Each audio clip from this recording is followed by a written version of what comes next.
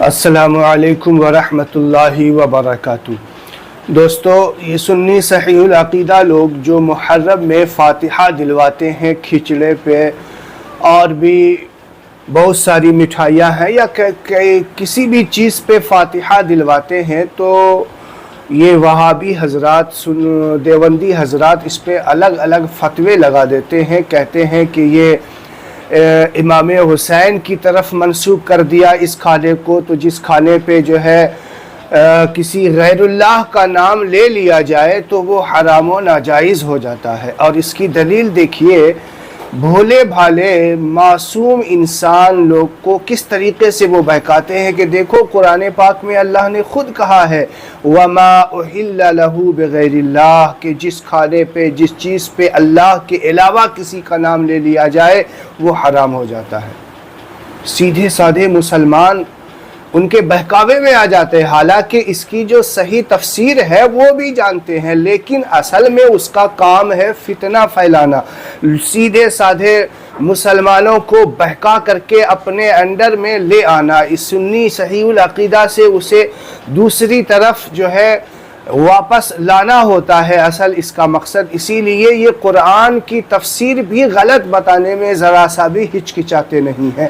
اللہ خیر کرے۔ آئیے آپ کو بتاتے ہیں کہ یہ جو دلیل دیتے ہیں قرآن پاک کی اس آیت کا، تو اس کی اصل تفسیر کیا ہے۔ تو آپ کو ادھر ادھر جانے کی ضرورت نہیں ہے، کسی بھی چیز کی پہلے صحیح تفسیر جان لیا کریں، اس کے بعد کسی پر جو ہے یقین کیا کرے۔ دیکھیے وَمَا أُحِلَّ لَهُ بِغَيْرِ اللَّهِ، یہ جو آیت نازل ہوئی ہے یہ اللہ کے علاوہ کسی کا نام، یعنی کہ جس جانور کو آپ حلال کر رہے ہو، ذبح کر رہے ہو، اس پر اللہ کے علاوہ کسی کا نام لے لیا تو وہ جانور جو ہے وہ اس کا گوشت جو ہے حلال نہیں ہوتا بلکہ حرام ہو جاتا ہے۔ اب ذبح کرتے وقت کوئی بھی عقیدے سے تعلق رکھنے والا ہو، کسی بھی مسلک سے تعلق رکھنے والا ہو، سارے لوگ یہی کہتے ہیں بسم اللہ اللہ اکبر۔ بتائیے کسی بھی مسلک سے تعلق رکھنے والا یہاں پہ کسی اللہ کے علاوہ کسی اور کا نام لیتے ہیں؟ نہیں لیتے۔ تو یہ لوگ اس آیت کو جو کہ جانور پہ کے لیے ہوا تھا کہ جانور کو ذبح کرنے کے لیے اللہ کے علاوہ کسی کا نام لیا تو وہ ناجائز و حرام ہو جائے گا، یہ لوگ کھانے پینے کی چیزوں پہ اس کو لے آئے۔ آپ بتائیے کہ چار دوست ایک ساتھ بیٹھے ہیں اور کسی کے کھانے کا ٹفن آ گیا اور کسی نے پوچھ لیا کہ یہ کھانا کس کا ہے، تو کہہ دیا کہ فلاں کا ہے، تو کیا وہ اس کھانے پہ فلاں کی طرف منسوب کرنے سے کیا وہ ناجائز و حرام ہو جائے گا؟ نہیں ہوگا، کیونکہ وہ کھانا تو اللہ تعالیٰ کا حلال کردہ اگر کوئی کھانا ہے تو وہ حلال ہوگا، وہ منسوب اس طرف اس لیے کیا کہ اس کی ملکیت میں ہے، اس کی طرف سے ہے۔ اب جو ہم امام حسین علیہ السلام کی طرف جو ہے منسوب کرتے ہیں کہ یہ جو کھچڑا بن رہا ہے امام حسین کی یاد میں، مطلب امام حسین کے ایصال ثواب کے لیے، اگر آپ کوئی کھانا بناتے ہیں یا آپ درود شریف وغیرہ قرآن پاک پڑھتے ہیں، کس کے لیے بھائی؟ اپنے والد صاحب کے ایصال ثواب کے لیے، تو کیا وہ قرآن پڑھنا حرام ہو جائے گا؟ وہ درود شریف پڑھنا حرام ہو جائے گا؟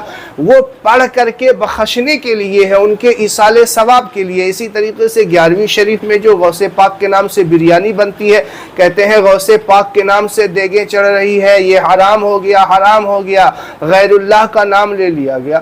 ارے بھائی وہ غوث پاک کے ایصال ثواب کے لیے ہو رہا ہے۔ اسی طریقے سے محرم میں جو کھچڑا ہے اور بھی کوئی کھانے وغیرہ بنا کر کے حضرت امام حسین رضی اللہ تعالی عنہ کے نام سے ایصال ثواب کرتے ہیں، تو پھر یہ ناجائز و حرام نہیں ہوگا۔ آپ کو بہکنے کی ضرورت نہیں ہے، اس پہ قرآن پاک پڑھا جاتا ہے، وہ کھانا پورے سال حلال ہوا کرتا ہے، تو محرم میں حرام کیسے ہو جائے گا؟ تو وہ محرم میں بھی جائز ہوگا، حلال ہوگا، پورے سال حلال ہوگا۔ آپ کسی کے نام سے ایصال ثواب کر سکتے ہیں، دوسروں کے بہکانے میں آنے کی ضرورت نہیں۔ ان لوگوں نے فتنہ پھیلانے کا اور لوگوں کو بہکانے کا ٹھیکہ لے رکھا ہے۔ ان کو تو کل میدان محشر میں قیامت کے روز پتہ چلے گا کہ قرآن پاک کی آیت جو ہے جانور کے لیے ہو، وہ اسے لوگوں کی طرف منسوب کر دیا، کھانے کی طرف منسوب کر دیا۔ جو آیتیں